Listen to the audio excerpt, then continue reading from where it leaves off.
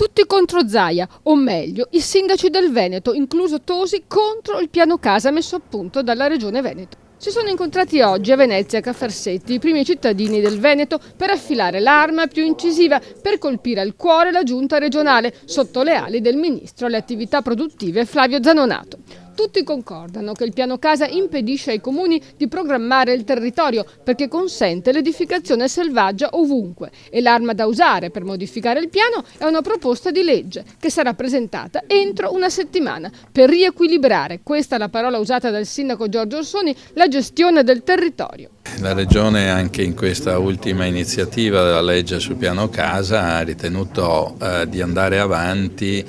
facendosi scrivere la legge dalle categorie economiche interessate come se ci fosse una contrapposizione fra le categorie economiche